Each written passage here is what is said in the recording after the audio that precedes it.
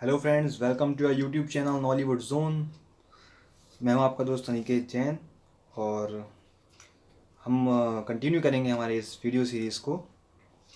अब तक हमने अपनी क्रोनोलॉजी के तहत कंपनी रूल और जो क्राउन रूल, हमने ब्रिटिश जो रूल था उसे डिवाइड किया था कंपनी रूल और क्राउन रूल के अंतर्गत। और हमने सारे रेगुलेटिंग एक्ट, चार्टर एक्ट्स और council acts, government of India act 1990 तक कंप्लीट कर लिया है। जिन्होंने भी ये सारे एक्ट्स एंड चार्टर्स नहीं देखे हैं वो प्लीज़ हमारे पुराने वीडियोस को देखें जाकर, और इनका जो लिंक है वो मैंने डिस्क्रिप्शन में दे रखा है। ओके, तो आज के हम वीडियो में एक बहुत ही इंपॉर्टेंट डेवलपमेंट देखेंगे, government of India act 1935। Okay, उसके बाद हम गवर्नमेंट ऑफ इंडिया एक्ट 1947 भी देखेंगे। तो जैसा कि हम सभी जानते हैं, हमारा जो गवर्नमेंट ऑफ इंडिया एक्ट 1935 में आता है, और हमने अब तक देखा 1919 का गवर्नमेंट ऑफ इंडिया एक्ट। और जो 1919 का एक्ट होता है उसके बाद हम बहुत सारे, हमारी जो मॉडर्न हिस्ट्री है उसमें बहुत सारे पॉलिटिकल डेवलपमेंट देखते हैं। जैसे कि 1919 के एक्ट के बाद हम उसी टाइम पे नॉन कोऑपरेशन मूवमेंट देखते हैं। उसके बाद हम देखते हैं 1927 में साइमन कमीशन अपॉइंट होता है। ओके, उसके बाद हम डेवलपमेंट देखते हैं कि उसी समय नेहरू रिपोर्ट, जो मोतीलाल नेहरू जी होते हैं, वो नेहरू रिपोर्ट भी देते हैं, जो कि पहली बार इंडियंस ट्राई करते हैं to make consensus on the making of our constitution बनाने के लिए एक चैलेंज मिलता है उनको, मोतीलाल नेहरू जी को, तो वो नेहरू रिपोर्ट बनाते हैं। उसके अलावा हम देखते हैं उसके बाद और भी पॉलिटिकल डेवलपमेंट्स होते हैं। जैसे कि उसके बाद जो साइमन कमीशन की रिपोर्ट होती है, उसे कंसीडर करने के लिए, उसके जो प्रोविजंस है उसको इम्प्लीमेंट करने के लिए ब्रिटिश गवर्नमेंट जो है वो round table conference round table conference बुलाती है, जिसमें जैसा कि हमें पता है कि 3 राउंड टेबल कॉन्फ्रेंस हमें देखने को मिलती है। ओके, इन 3 राउंड टेबल कॉन्फ्रेंस जो होती हैं उसके बेसिस पे white paper on constitutional reform एक रिपोर्ट पब्लिश होती है, जो कि हमारे गवर्नमेंट ऑफ इंडिया एक्ट 1935 का बेस बनती है। तो यहाँ तक हमें समझ में आया कि साइमन कमीशन की रिकमेंडेशन होती है इम्प्लीमेंट करने के लिए जो राउंड टेबल कॉन्फ्रेंस होती है, और राउंड टेबल कॉन्फ्रेंस में जो आउटकम निकलता है उसके बेसिस पे white paper on constitutional reform British government एक रिपोर्ट लेकर आती है, जो बेस बनता है 1935 का एक्ट का। यहाँ तक हमने पिछली वीडियो में भी समझा था। तो जैसा कि हमको पता है कि 1935 का एक्ट यहाँ तक हम आ जाते हैं। ठीक है, उसके बीच में भी कुछ और पॉलिटिकल डेवलपमेंट होते हैं जो हिस्ट्री के पार्ट में आते हैं, उसे हम अपने हिस्ट्री के लेक्चर्स में देखेंगे।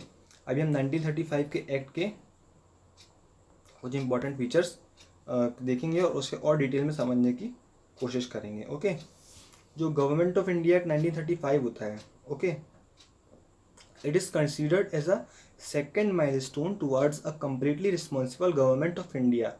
जो रिस्पॉन्सिबल गवर्नमेंट इंडिया में इस्टेब्लिश करने के लिए सबसे पहले जो अगस्त डिक्लेरेशन पढ़ा था हमने 1917 में आता है, उसके बेसिस पे रिस्पॉन्सिबल गवर्नमेंट इस्टेब्लिश करना चाहते हैं ब्रिटिशर्स इंडिया में, तो वो लेकर आ रही है 1919 का एक्ट।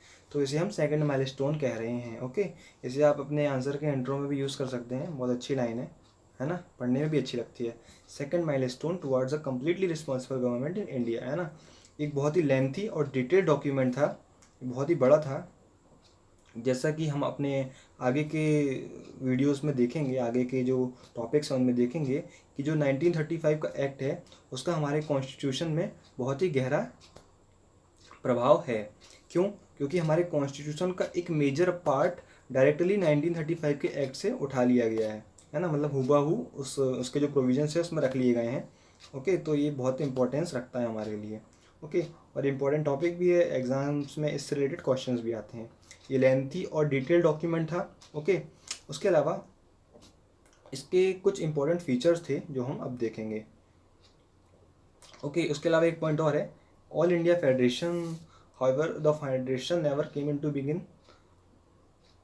एक ऑल इंडिया फेडरेशन को बनाने का भी इसमें प्रोविज़न होता है, जो कि कभी एग्जिस्टेंस में नहीं आई, बट एक प्रोविज़न था जो कि इम्पोर्टेंट था। ओके, उसके बाद हम देखते हैं 3 list, federal list, provincial and concurrent. जो अभी भी हमारे कॉन्स्टिट्यूशन में हम देखते हैं, एक सेंट्रल लिस्ट होती है, एक स्टेट लिस्ट होती है, एक कंकरेंट लिस्ट होती है। सेंट्रल लिस्ट के जो प्रोविज़न होते हैं, सेंट्रल उस पर गवर्नमेंट लॉज बनाती है, स्टेट लिस्ट पे स्टेट गवर्नमेंट लॉज बनाती है उन सब्जेक्ट्स पे, और कंकरेंट लिस्ट में स्टेट और सेंटर दोनों को ही राइट्स होता है कि वो लॉज बना सकती हैं। तो ये प्रोविज़न तो हमारे कॉन्स्टिट्यूशन में आज भी है। 1935 के एक्ट में भी ये प्रोविज़न था। ओके, फेडरल लिस्ट नाम था, प्रोविंशियल लिस्ट नाम था, और कंकरेंट लिस्ट, 3 लिस्ट बना दी। और जो रेसिड्यूरी पावर है, ऐसे सब्जेक्ट जो इन तीनों लिस्ट में नहीं है, वो कैसे दे दिए गए थे? Power given to the viceroy को रेसिड्यूरी पावर दिए गया था। तो इस फैक्ट से भी इंपॉर्टेंट क्वेश्चन बनता है एग्जाम्स में कि रेसिड्यूरी पावर कैसे दिया गया था 1935 के एक्ट में? तो वॉइसरॉय के पास था। ओके, तो ये आप ध्यान रखेंगे। उसके अलावा this act abolish dyarchy in provinces and introduced in provinces. Okay, किस लिए? प्रोविंशियल ऑटोनॉमी प्रोवाइड कराने के लिए प्रोविंसेस को। ओके, हमने देखा था 1919 के एक्ट से डायरकी आती है। हमने डायरकी को डिटेल में समझा था। Reserve subject, transferred subject. Okay, reserve subject में जो गवर्नर जनरल की जो एग्जीक्यूटिव काउंसिल होती है वो लॉज बनाती है, उसमें सारे इंपॉर्टेंट सब्जेक्ट्स रख दिए जाते हैं। और जो ट्रांसफर्ड लिस्ट था उस पर लॉज उसके वो किसके अंडर आते थे? मिनिस्टर्स के अंदर आते थे, जिसमें सारे के सारे पब्लिक वेलफेयर, हेल्थ, एजुकेशन और लोकल गवर्नमेंट से रिलेटेड सब्जेक्ट्स डाल दिए जाते हैं। ओके, तो ये था डायरकी, जो कि 1935 के एक्ट से एबॉलिश कर दी जाती है। और कहाँ लाई जाती है? सेंटर में लाई जाती है। हालांकि ये प्रोविज़न भी इम्प्लीमेंटेड नहीं हुआ था, हालांकि ये इसमें था। जैसा कि हम देख सकते हैं, adoption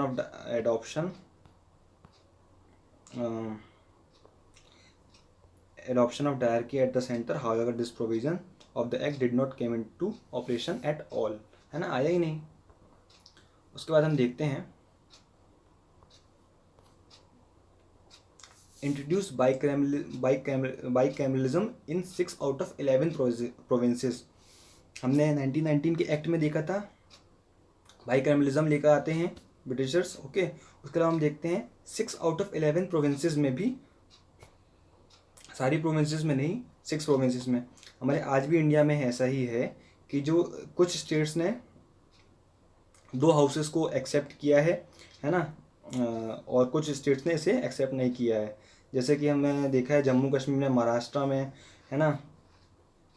उसके बाद हम देखते हैं उत्तर प्रदेश में, बिहार में, कुछ स्टेट्स में है 2 houses, state assembly and council, लेकिन हर स्टेट्स में नहीं है। तो ऐसा इस एक्ट के थ्रू भी 6 स्टेट्स में लाने की कोशिश की गई थी। उसके अलावा हम देखते हैं communal representation. Communal representation start कहाँ से होता है? 1909 के एक्ट से, मॉरल रिफॉर्म में ये मुस्लिम के लिए कम्युनल रिप्रेजेंटेशन मुस्लिम्स के लिए लेकर आए थे। हम देखते हैं 1919 के एक्ट में ये एक्सटेंड हो गया था, और इस एक्ट में हम देखेंगे ये और भी एक्सटेंड हो जाता है। By providing separate electorate to depressed class, scheduled caste, women, labours, workers. Okay, तो मतलब 1919 के एक्ट में तो उन्होंने क्रिश्चियंस, यूरोपियंस और जो एंग्लो इंडियंस वगैरह थे उनको दिया था, एक्सटेंड किया था। इसमें उन्होंने और भी एक्सटेंड कर दिया, डिप्रेस्ड क्लास को, वुमेन को, लेबर को, इनको भी। एक प्रकार से ब्रिटिश की डिवाइड एंड रूल पॉलिसी थी। ओके, वो हिंदूज थे इंडिया के, उन्हें भी डिवाइड करना चाहते थे, डिप्रेस्ड क्लास। और इसके पहले हम देखते हैं 1932 में एक कम्युनल अवार्ड भी आता है, जो ब्रिटिश पीएम मैकडोनाल्ड लेकर आते हैं, जिसको लेकर गांधी जी बहुत ज़्यादा नाराज़ हो जाते हैं, बहुत ज़्यादा चिंतित हो जाते हैं, और वो पुणे की यरवदा जेल में अनशन पर बैठ जाते हैं इस कम्युनल अवार्ड के ख़िलाफ़, ताकि दलितों को सेपरेट इलेक्टोरेट ना दिया जाए और जॉइंट इलेक्टोरेट ही रखा जाए। तो इस मामले में गांधी जी और अंबेडकर जी की बातचीत होती है, जिसका रिजल्ट पूना पैक्ट के रूप में हमें देखने मिलता है। हालांकि हिस्ट्री का पार्ट है, लेकिन मैं आपको बता रहा हूँ। जैसे कि जो पूना पैक्ट होता है उसमें ये डिवाइड होता है कि हम जॉइंट इलेक्टोरेट ही रखेंगे, है ना, शेड्यूल कास्ट के लिए नहीं लेकर आएंगे। बट हम देखते हैं प्रोविज़न हमें 1935 के एक्ट में भी देखने मिलता है। ओके, तो ये कुछ हिस्ट्री के भी इम्पोर्टेंट, बहुत ही इंपॉर्टेंट डेवलपमेंट थे जो हम हिस्ट्री के लेक्चर्स में कवर करेंगे और डिटेल भी देखेंगे, ये बहुत ही इंपॉर्टेंट है। ओके, तो कम्युनल रिप्रेजेंटेशन का ये पॉइंट हम याद रखेंगे। उसके अलावा abolish the council of India established by the government of India act 1858। Government of India 1858 से हम देखते हैं कि काउंसिल ऑफ इंडिया क्रिएट की जाती है, जो कि हम देखते हैं 1935 के एक्ट में एबॉलिश कर दी जाती है। और 1935 का एक और प्रोविजन है extended franchise about 10% of the people of India.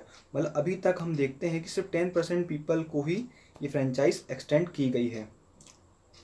याद रखिएगा, हमने 1919 के एक्ट में भी देखा था, कि जो फ्रेंचाइज है उसे प्रॉपर्टी और इनकम के बेसिस पे कुछ लोगों को ही दिया गया था। अब इसमें हम देखते हैं 10% तक एक्सटेंड कर दी गई है, तो अभी तक मतलब 10% लोगों को ही ये मिली है। उसके अलावा कुछ और अदर इम्पोर्टेंट फीचर्स देखते हैं। Reserve bank of India establish हो जाता है। Okay, federal public service commission but also a provincial public service commission. मतलब फेडरल पब्लिक सर्विस कमीशन तो का प्रोविज़न तो होता ही है, उसके अलावा प्रोविंसेस के लिए भी एक पब्लिक सर्विस कमीशन का इसमें प्रोविज़न होता है। उसके अलावा हम देखते हैं एक फेडरल कोड का प्रोविज़न भी हमें देखने को मिलता है इस एक्ट के थ्रू, जो बाद में हम आरबीआई के एस्टेब्लिशमेंट देखते हैं, डेवलपमेंट होता है हमारा इंडिपेंडेंट इंडिया में, तो वो हमारे यहाँ से उसकी एक हमें इंसाइट यहाँ पर मिलती है फेडरल कोड के रूप में। नेक्स्ट हम देखेंगे इंडियन इंडिपेंडेंस एक्ट ऑफ 1947। देखिए 1935 का एक्ट आया, उसमें ब्रिटिशर्स ने कोशिश की कि इंडियंस को कुछ और प्रोविजंस किए ताकि इंडियंस खुश हो जाएं, बट अल्टीमेटली हम देखते हैं कि जो हमारा फ्रीडम मूवमेंट है और आगे बढ़ता है। और हालांकि 1940 में अगस्त ऑफर लेके आते हैं गवर्नमेंट एक डोमिनियन स्टेटस देने के लिए इंडिया को लेकर आते हैं। उसके अलावा हम देखते हैं क्रिप्स मिशन आता है इंडिया में, है ना, बहुत सारी स्कीम्स लेके आते हैं, but ultimately Indian independence act, सारे डेवलपमेंट चलते हुए इंडियन इंडिपेंडेंस एक्ट ऑफ 1947 हमको देखने को मिलता है, जो हमारी आज़ादी के जो सपना था उसे पूरा कर देता है। तो क्या था ये? On February 20, 1947 the British prime minister Clement Attlee declared that the British rule in India would end by June 1948। ये जून 1948 में एंड करने वाले थे, बट कुछ सर्कमस्टेंसेस ऐसे हो जाते हैं कि हम देखते हैं कि 15 अगस्त 1947 को ही हमें आज़ादी मिल जाती है ना। ये हमें आज़ाद 30 जून 1948 के आसपास करने वाले थे, इस डेट ये डिसाइड की थी।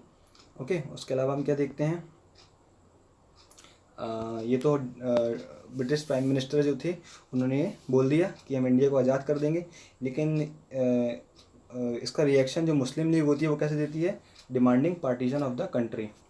मुस्लिम लीग को चाहिए था अपने कंट्री का पार्टीशन, उन्होंने मुस्लिम्स के लिए एक अलग से सेपरेट स्टेट पाकिस्तान की डिमांड वो कर रहे थे।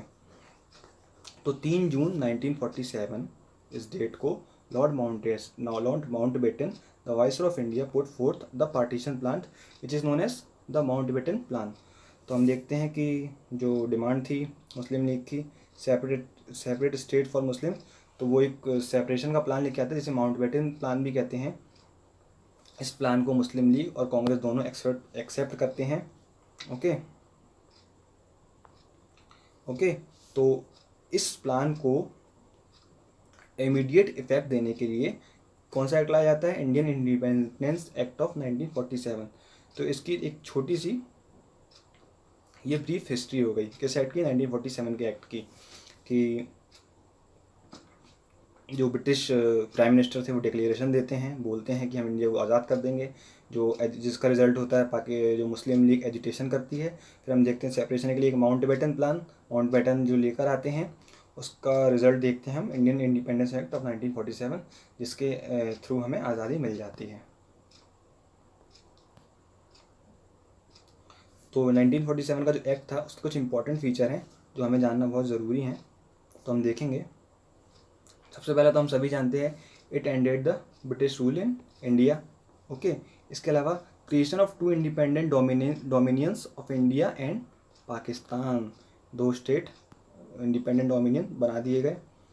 हालांकि देखिए इस एक्ट के थ्रू इंडिया और पाकिस्तान को डोमिनियन बनाया गया है। आगे चल के जब हमारी कॉन्स्टिट्यूशन असेंबली होगी तो हम अपने आप को फुल्ली सॉवरेन स्टेट डिक्लेयर करेंगे, है ना। डोमिनियन नहीं रहता है हमारा इंडिया, फुल्ली सॉवरेन डिक्लेयर हो जाता है। बस इस एक्ट में डोमिनियन स्टेटस मतलब डोमिनियन बोला जाता है, मतलब डोमिनियन 2 डोमिनियन बनाए जाते हैं, बट लास्ट में हम सोवरेन हो जाते हैं, अपने आप को डिक्लेयर करते हैं। उसके अलावा हम देखते हैं it abolish office of viceroy and provided for each dominion a governor general, है ना। वाइसरॉय का जो ऑफिस है उसे अबॉलिश कर देते हैं और हर स्टेट के लिए गवर्नर जनरल का ये प्रोविज़न करते हैं। और हमारे ऐसा करके हमारे पहले गवर्नर जनरल कौन बनते हैं, लॉर्ड माउंटबेटन। ओके, जो वाइसरॉय थे वही हम उनको ही अपना वाइसरॉय एक्सेप्ट करते हैं। और वो हमारे first prime minister Jawaharlal Nehru को भी अपॉइंट करते हैं या शपथ दिलाते हैं, है ना। और जो पाकिस्तान बनता है उसके फर्स्ट गवर्नर जनरल कौन बनते हैं, मोहम्मद अली जिन्ना, जिनकी वजह से हम 2 स्टेट्स देखते हैं इंडिया एंड पाकिस्तान, वो पाकिस्तान के फर्स्ट गवर्नर जनरल बनते हैं। ठीक है। It empowered the constitution assemblies into 2 dominions to frame adopt any constitution.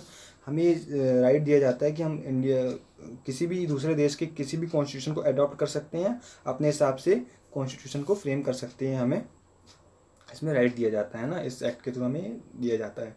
उसके अलावा हम देखते हैं it abolished the office of secretary of state for India and transferred his functions to the secretary of state for Commonwealth. एक important provision भी होता है इसमें कि सेक्रेटरी ऑफ स्टेट का जो ऑफिस होता है, जो हमने देखा था 1858 के एक्ट से लेकर आते हैं ये, है ना, जो कंप्लीट अथॉरिटी रखता है इंडियन की पॉलिटिकल एंड एडमिनिस्ट्रेटिव फंक्शन में कंप्लीट अथॉरिटी रखता है। तो ये जो ऑफिस था उसे एबोलिश कर दिया गया और कहाँ पे ट्रांसफ़र कर दिया गया इसके राइट्स को, इसके फंक्शंस को secretary of state for Commonwealth affairs. तो इस पॉइंट को भी हमें याद रखना है। ओके। उसके अलावा देखते हैं हम it granted freedom to the Indian princely states either to join dominion of India and dominion Pakistan. मतलब जो प्रिंसली स्टेट्स होते हैं उन्हें ये राइट दिया जाता है कि आप जिस भी स्टेट में जाना चाहें इंडिया और पाकिस्तान आप ज्वाइन कर सकते हैं। इसके अलावा हम देखते हैं government of India act of 1935 till the constitution were framed. मतलब जब तक कि हमारा कॉन्स्टिट्यूशन फ्रेम नहीं हो जाता है तब तक हम अपना जो फंक्शंस है, जो गवर्नमेंट है, उसे कैसे चलाएंगे, एक्ट ऑफ 1935 के थ्रू। ये प्रोविज़न भी हमें इसमें देखने को मिलता है ना, तो आपको ये प्रोविज़न भी याद रखना है। इसके अलावा देखते हैं कुछ अदर इम्पॉर्टेंट फीचर्स भी थे, जैसे drop the title of emperor of India from the royal titles of the king of England. जो किंग ऑफ इंग्लैंड थे उनका एक रॉयल टाइटल था एम्परर ऑफ इंडिया का, वो ड्रॉप कर देते हैं। उसके अलावा भी बहुत सारे हम इम्पोर्टेंट फीचर्स देखते हैं इसमें, छोटे छोटे, जो हमारे इंडिया को अपना कॉन्स्टिट्यूशन बनाने के लिए और अदर प्रोविजन इंक्लूड करने के लिए दिए जाते हैं ना। तो ये कुछ इंपॉर्टेंट फीचर्स थे जो हमको याद रखने हैं इस एक्ट के बारे में। ओके, तो हमने अभी जैसा देखा कि लॉर्ड माउंटबेटन हमारे first governor general of new dominion of India बनते हैं। He swore Jawaharlal Nehru as a prime minister, है ना। प्राइम मिनिस्टर जवाहरलाल नेहरू को वो शपथ दिलाते हैं हमारे पहले प्रधानमंत्री के रूप में। उसके अलावा हम देखते हैं the constitution assembly of India formed in 1946 became the parliament of the Indian dominion. जो हमारी 1946 में जो कॉन्स्टिट्यूएंट असेंबली फॉर्म हुई थी, है ना, कैबिनेट मिशन प्लान के तहत, वो हमारी ही पहली पार्लियामेंट भी बनती है। ओके, हमारी पहली पार्लियामेंट बन गई। हमारी पहली पार्लियामेंट क्या बन जाती है, कॉन्स्टिट्यूशन असेंबली बन जाती है ना, जो 2 रोल प्ले करती है, कॉन्स्टिट्यूशन असेंबली का भी और पार्लियामेंट का भी, है ना, जो रूल्स एंड लॉज भी एनेक्ट करती है। उसके अलावा हम देखते हैं हमारी पार्लियामेंट बनेगी, ठीक है, तो हम देखेंगे इंटरिम गवर्नमेंट बनेगी। उसके बाद हम देखेंगे हमारे इंडिया की फर्स्ट कैबिनेट बनेगी। तो जो हमारी इंडिया की इंटरिम गवर्नमेंट थी, जिसमें आईएनसी, मुस्लिम लीग के भी कुछ मेंबर्स सारे जो मेंबर्स थे वो इंक्लूडेड थे कैबिनेट इंटरिम गवर्नमेंट में। वो हम नेक्स्ट वीडियो में इंटरिम गवर्नमेंट को अच्छे से देखेंगे, उसके सारे इंपॉर्टेंट जो मेंबर्स थे उनको देखेंगे और उन्हें कौन सा पोर्टफोलियो दिया गया था वो भी हम देखेंगे ना। उसके अलावा इंडिया की फर्स्ट कैबिनेट भी देखेंगे।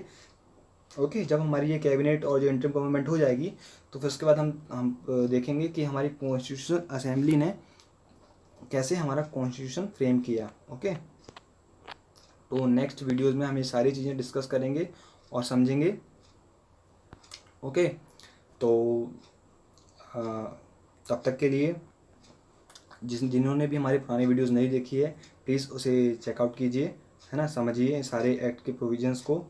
ओके, और आपसे एक और छोटी सी रिक्वेस्ट है कि प्लीज़ हमारे चैनल को लाइक शेयर एंड सब्सक्राइब कीजिए और सभी फ्रेंड्स और रिलेटिव्स के साथ इसे शेयर कीजिए, है ना, ताकि हम जो एजुकेशन की पहुंच है वो हर किसी तक हम प्रोवाइड करा सकें। Okay, so thank you so much.